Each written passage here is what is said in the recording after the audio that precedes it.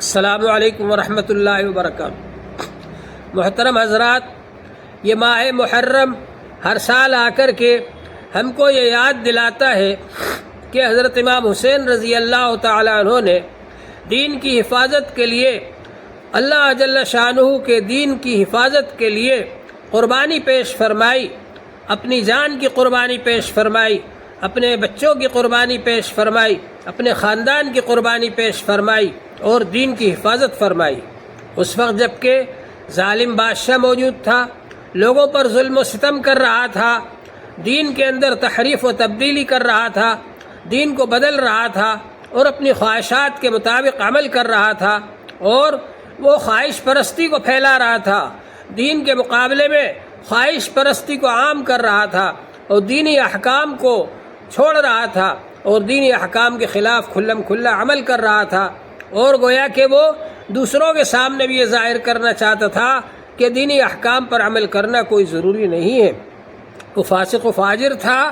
گناہوں کے کام عام طور پر کرتا تھا، اور جن کاموں سے اللہ جل شانہ نے منع فرمایا ہے ان کاموں کو کرتا تھا وہ۔ تو اس وجہ سے اس کے بارے میں حضرت امام حسین رضی اللہ تعالیٰ عنہ نے یہ سوچا کہ یا تو اس سے مل کر کے اس سے توبہ کرائی جائے اور اس کو صحیح راستے پر لایا جائے، اور یا پھر اس کی جگہ پر کسی اور کو امیر بنایا جائے۔ اس مقصد کے لیے انہوں نے کوششیں کی، اور کوفے والوں نے حضرت امام حسین رضی اللہ تعالیٰ عنہ کو 150 خط لکھے اور یہ کہا کہ ہم یزید کو بادشاہ نہیں مانتے، ہم آپ کو بادشاہ مانتے ہیں، آپ تشریف لائیے، ہم آپ کو امیر مانتے ہیں۔ چنانچہ جب ان لوگوں کے 150 خط آئے اور اس میں ایک خط میں یہ بھی لکھا کہ اگر آپ نہیں آئیں گے تو ہم اللہ جل شانہ کی بارگاہ میں شکایت کریں گے قیامت کے دن کہ جب دین کو مٹایا جا رہا تھا، دین کے اندر رخنا پیدا کیا جا رہا تھا اور دین کے اندر خلل پیدا کیا جا رہا تھا، دین کی صورت بگاڑی جا رہی تھی اور اس میں تحریفی کی جا رہی تھی اور تبدیلی کی جا رہی تھی، بدلا جا رہا تھا دین کو، ایسے وقت ہم نے جب امام حسین کو بلایا تو وہ نہیں آئے۔ حضرت امام حسین رضی اللہ تعالیٰ عنہ نے جب یہ خط پڑھا تو وہاں سے روانہ ہو گئے، اور انہوں نے پہلے اپنے بھائی کو بھیجا، چچا زاد بھائی کو معلومات کرنے کے لیے۔ تو ان کے بھائی کے ہاتھ پر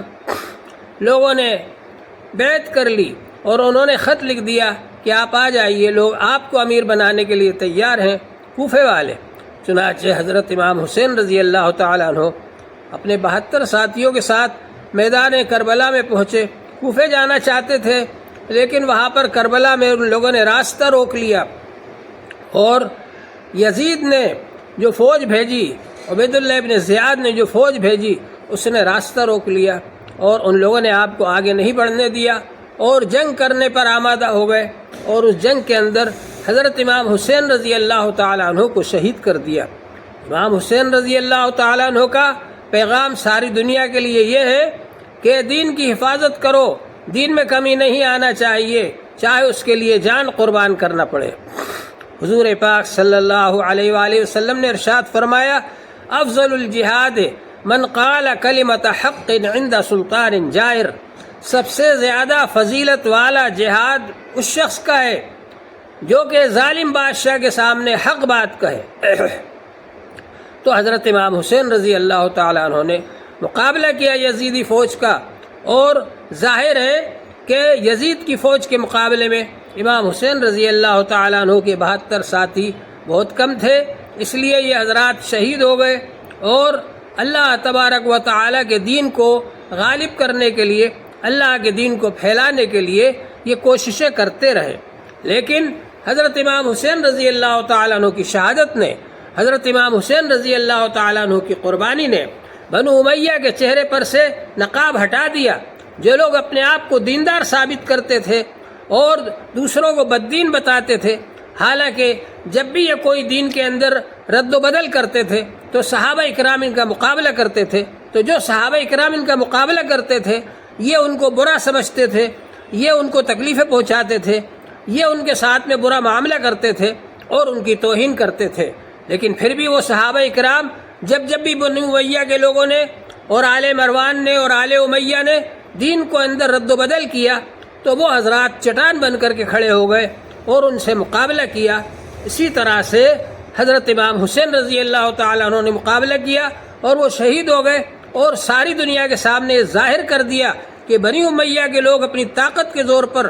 اپنی حکومت کے زور پر دین کو بدلنا چاہتے ہیں، دین میں رد و بدل کر رہے ہیں، ان کا مقابلہ کرنا ضروری ہے۔ چنانچہ تمام لوگوں کے سامنے یہ بات ظاہر ہو گئی کہ جو لوگ اپنے آپ کو دین کا محافظ بتا کر اور اپنے آپ کو دیندار بتا کر اور لوگوں کو دھوکہ دے رہے ہیں اور وہ دین میں رد و بدل کر رہے ہیں اور دین کے خلاف عمل کر رہے ہیں، ان سے مقابلہ کرنا ضروری ہے۔ چنانچہ لوگوں کے دل میں یہ بات آ گئی اور سب سمجھ گئے اس بات کو کہ دین کی حفاظت کرنے کے لیے حضرت امام حسین رضی اللہ عنہ نے جو شہادت پیش کی ہے اور جو قربانی دی ہے، سب لوگوں کو ان کی نقل کرنا چاہیے اور ان کا اتباع کرنا چاہیے۔ تو بہرحال دور حاضر میں بھی ہم لوگوں کو یہ چاہیے کہ جو لوگ دین کے اندر رد و بدل کریں اور دین کی اصل شکل کو بگاڑنا چاہیں تو ان کا مقابلہ کریں اور دین کو اصل شکل میں باقی رکھنے کی کوشش کریں۔ اللہ جل شانہ ہم سب کو اس کی توفیق عطا فرمائے۔